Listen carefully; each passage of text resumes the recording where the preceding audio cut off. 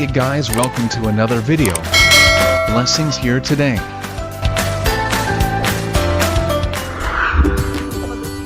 Magandang buhay ka, blessing.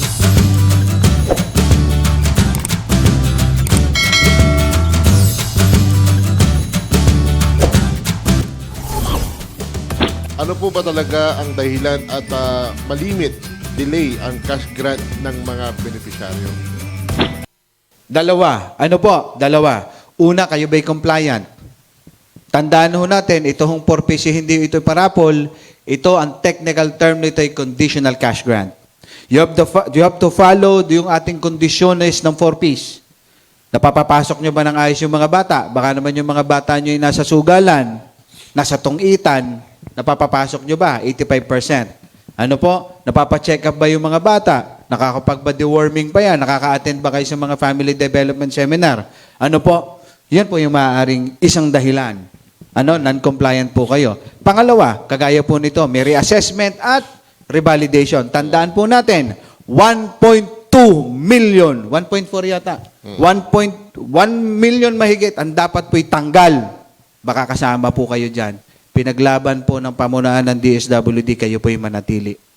791 pong mananatili sa projection, maaari pang umabot ng 800 plus. Kasi may mga humihingi ng reassessment. Pinagbibigyan po namin yung aming po mga 4Ps coordinator na inaaway-away, pagod na rin, pero sabi namin, tuloy lang ang laban. Kailangan natin pagserbyuhin. Siya na yung ating mga beneficiaries. Tuloy-tuloy. From 791 nung una, parang 800,000 plus na. Pinagtutulong-tulungan po talaga namin maibalik yung dapat maibalik. So, may madidelay po talaga ng kaunti. Kaya tayo nagkakaproblema din minsan. Baka yung iba dito kasi nagagalit, wala pa akong payout, mga people's initiative kayo. 'Di ba? Wala pang payout.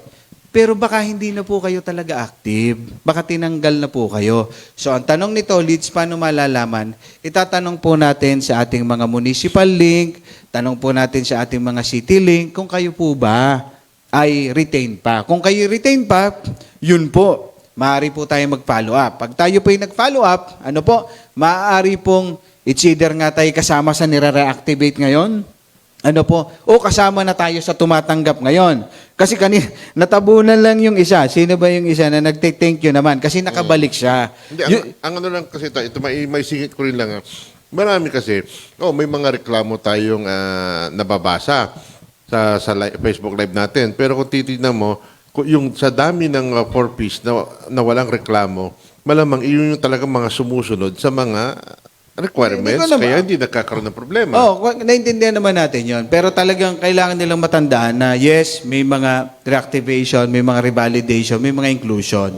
Ano po? At syempre, sa atin, talagang gagawin natin yun. Hindi naman talaga lahat mapagsabay-sabay. Hindi naman talaga lahat makuha natin, mabanata natin, magbigyan natin. Kasi, tandaan natin, ang plano natin yung educational assistance the soonest. Kaya lang, paano nga natin, may P5 pa nga tayong iba na kailangan nating bigyan, pasabugin na uli natin yung EDOC. O di, tapusin natin yung P5 para tapos, isunod natin yung EDOC grant. Ano po?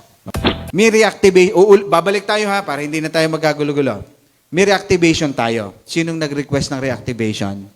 Yung ating mga beneficiaries at ating mga stakeholders. Kasi kung hindi po natin to ginawa, ma'am, maniwala kayo, ang sarap ng trabaho ng DSWD ngayon, 1 milyon, tanggal. Tanggal, 1 milyon. Hanap lang kami ng bago, wala kaming obligasyon doon sa 1 milyon na tinanggal, tuloy-tuloy yung bagong payout. Pero hindi po pumayag ang ating pamahalaan na hindi nga alamin kung kayo ba'y karapat-dapat manatili, i-double check, i-validate, at ito po'y ginawa namin. May reactivation tayo, may revalidation. Can you just imagine, 791,000 po kayo, 800,000 pa mukhang aabutin nyo. So, kaya po may mga maiiwan. May binabanggit, Region 4, Region 5, Region... Sa kahit anong lugar po, hindi lang po dun sa mga binanggit nyo, hindi ko alam kung saan nyo nakuha yung mga region po na yan. Ano po? Kahit saan po meron. May isa, may 3, may 30 na naiwan, revalidate. Yan po yung pinag-uutos pa namin na, sige, ayusin nyo, ihabol na. Basta po pumasok ang datos nyo, tuloy po ng tuloy, tuloy po ng tuloy. Maniwala po kayo sa ating mga mahal na mga taga 4-piece beneficiaries po natin. Hindi na po namin tinutulugan yan. Kaya lang, hindi po talaga namin mapagsabay-sabay. Sana po yung maunawaan nyo. Pero as soon as pumasok po ang inyong dokumento, na-revalidate na po kayo, maaari na pong pumasok. Yung inyong mga retroactive payments, tandaan po ninyo, sa dami po ninyo, malamang hindi lang huwa 126 ang nanonood sa akin. Napakarami po dapat magrereklamo kung lahat po kayo doon sa Region 4, Region 5, Region 6 ay magagalit. Ano po? Talagang may maiiwan pong pailan-ilan. Pero maniwala po kayo, yan po hinahabol namin. Ayaw lang po namin magbalita na naman. Baka magalit na naman kayo kay Asik. Sabihin nyo, Asik, kung ka na naman, next week, subok-subukan nyo ulit magtingin-tingin ulit ng kaunti sa inyong ano to? Ano yun? Cash card. Ano po? Ano-ano ang mga kondisyon ng programa na kailangang sundin ng mga benepisyaryo nito? Upang makatanggap ng tulong pinansyal, ang mga benepisyaryo ng programa ay kailangang sumunod sa mga kondisyon nito, na siyang nakalaan sa Oath of Commitment, na kanilang pinirmahan.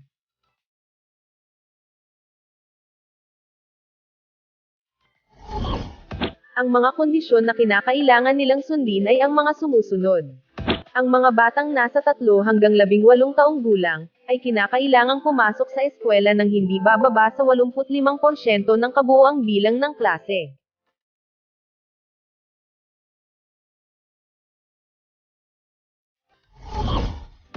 Ang mga batang nasa 0 hanggang 5 taong gulang ay kinakailangang magpakonsulta at magpabakuna.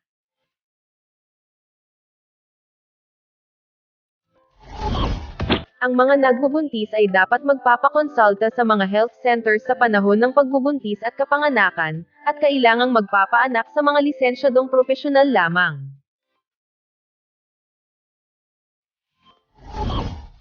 Ang mga batang nasa 1 hanggang 14 na taong gulang, ay kinakailangang uminom ng Pampapurga 2 beses sa isang taon.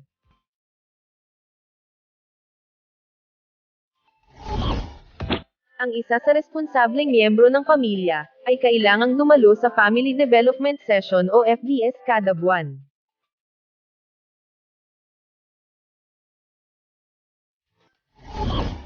Ano ang maaaring mangyari sa isang benepisyaryo, na hindi makakasunod sa mga kondisyon ng programa?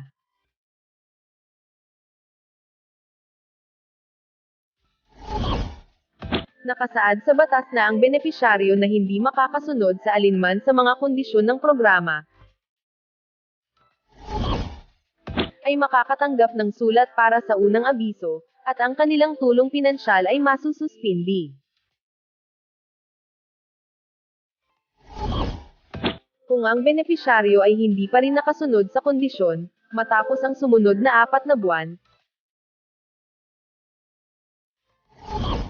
sila ay isa sa ilalim sa isang intensive case management, na siyang pangungunahan ng DSWD Municipal Link. Kung hindi pa rin sumunod ang benepisyaryo sa loob ng 1 buong taon, simula nang sila ay mabigyan ng unang abiso, ang benepisyaryo ay maaring nang matanggal sa programa. Sana po ay nabigyan namin ng linaw at kasagutan ang inyong mga katanungan. Maraming salamat po mga ka-blessings.